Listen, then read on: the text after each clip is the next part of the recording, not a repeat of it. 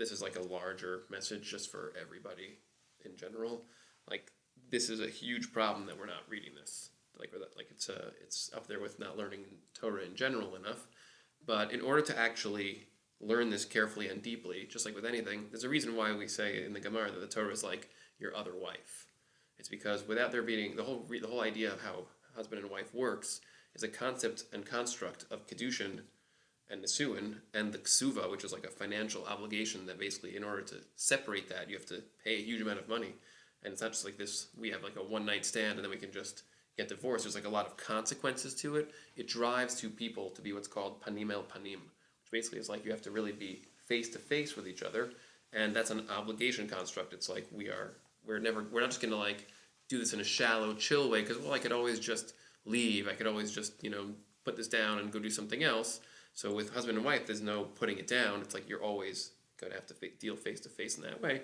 And that's why the Torah is also called your other wife, because it needs to be viewed as like, I have to face this. I have to take it seriously. I have to pay attention to it in a real way, as opposed to like just kind of like this fly-by-night, like in a random way.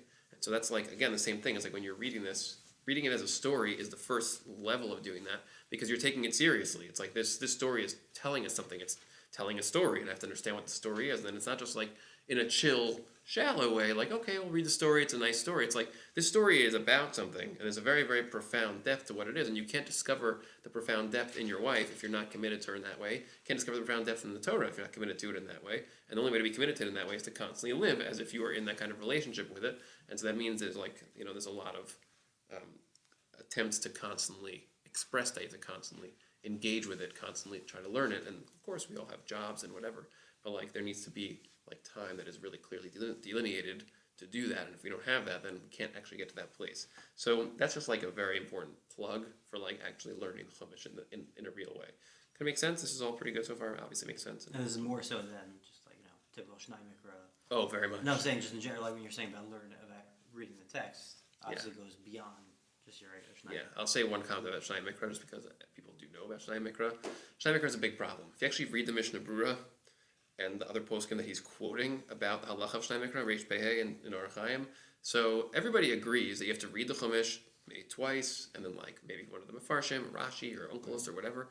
But it's very, very clear from the Mishnah Brura and the poskim that he's quoting that you have to understand what you're reading and you have to learn it. Like it's not like this what we call like this davening, like where you're just kind of going through it, sort of like, okay, like, well, I did it twice, and then it's like religious chanting, like you just kind of say it 2 times.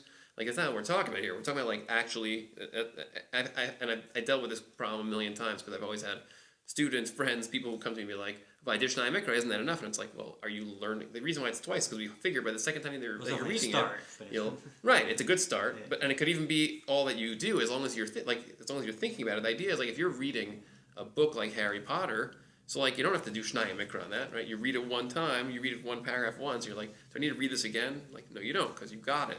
And with the Chumash, so we say, do it a second time, because that way, in case you missed anything the first time, any layers of depth that are there that you missed the first time, because you got a lot of layers of depth the first time, any ones that you missed, read it a second time now, and then you'll get some extra things that maybe you would have missed the first time. That's because we assume the text is very layered, and so even though you got so much the first time, get a few extra things the second time on the Chazara that you do.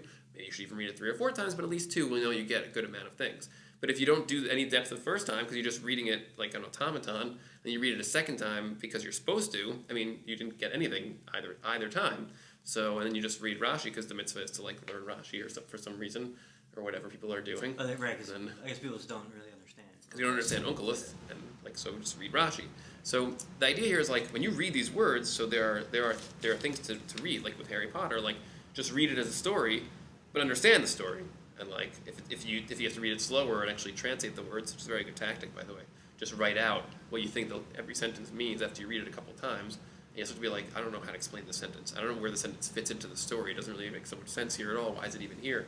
You start to notice those things. That's what we might need to do if we're reading English. If we're more English readers, it's just much harder to actually read it at a real level if we're so used to English. So these are like important background framework things to know in terms of how to approach this and how to do what we're going to try to do here.